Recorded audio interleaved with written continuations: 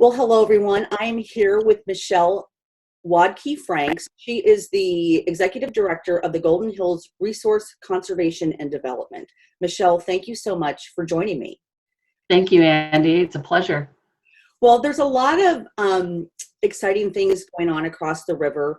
We did our main focus section in the April issue of Metro Magazine is all about what's happening over there.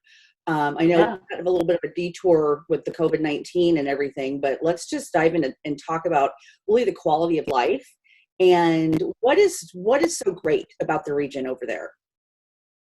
Well, Southwest Iowa and actually Western Iowa is probably most noted for the Loess Hills, which is a beautiful stretch of bluffs that runs along the west coast of Iowa. And a lot of people drive through it from point A to point B and just don't take the time to really recognize what an incredible national treasure it is. It's a landform that you don't find anywhere else in the United States. And in typical Iowa, the only other place where you find that depth of loess soil in that sort of landscape is in the Yellow River Valley of China. And we had a contingent of partners that traveled there last year to start to forge relationships with researchers, environmentalists, to kind of share ideas on how Iowa has approached that compared to how China has approached protecting a very fragile ecosystem. I mean, the soil is called locally sugar clay because it erodes so easily. But it was created after the Ice Age when the glaciers pushed down into the center of the United States and melted and left these piles of this very rich soil in its wake. So the Loess Hills have always been a really important center point to a lot of the work that Golden Hills does, but it's also a place where people have myriad opportunities for recreation, everything from camping to hiking to hunting. There's a lot of interest in hunting deer and pheasant in the area. And it is important because the entire state of Iowa at one point was entirely covered by prairies. And there's only like 0.1% left of remnant prairies in the state of Iowa, and most of them are in the Loess Hills.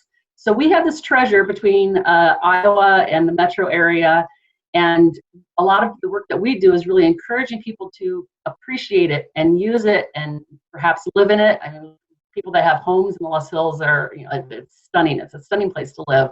But it's really a wonderful place to draw families and be surrounded by this nature. So the Loess Hills are very pivotal to a lot of the work that we do within that corridor. So I want to talk a little bit.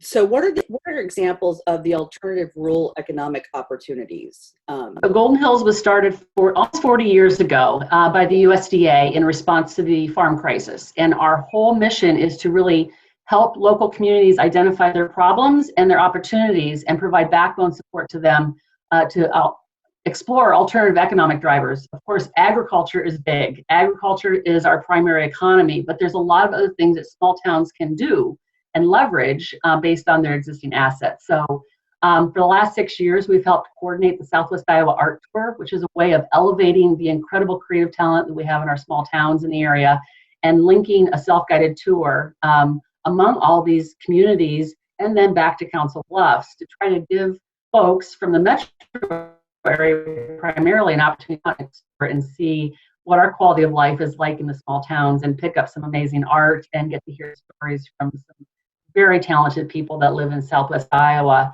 Last year we had about 90 artists participate and 12 communities. And we're planning to do something this year, but COVID-19, it may change that a little bit. But it usually brings in about a $200,000 impact for a lot of these communities. And it's important and it's actually launched a lot of other initiatives. Little galleries have popped up.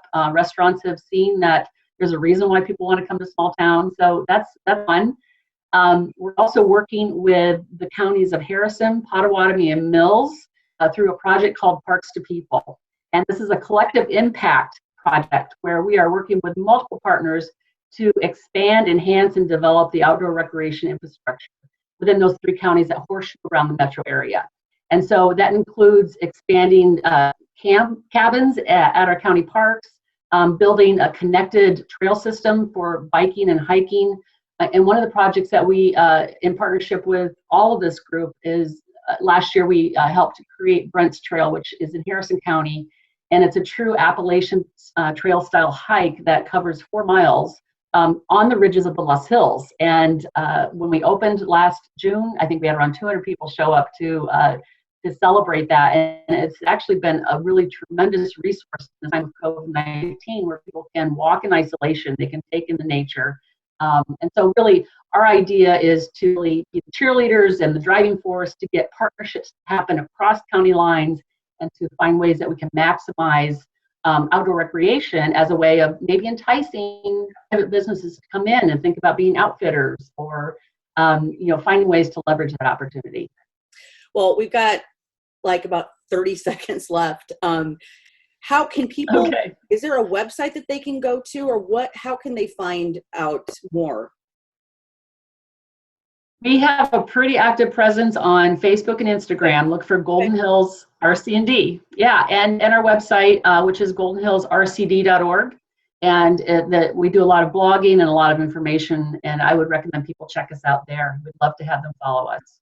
Well, I definitely am going to head over there and take a look. I'm one of those people that just drive through, and then you just don't realize. So thank you so much. You can drive too. Yeah. Right.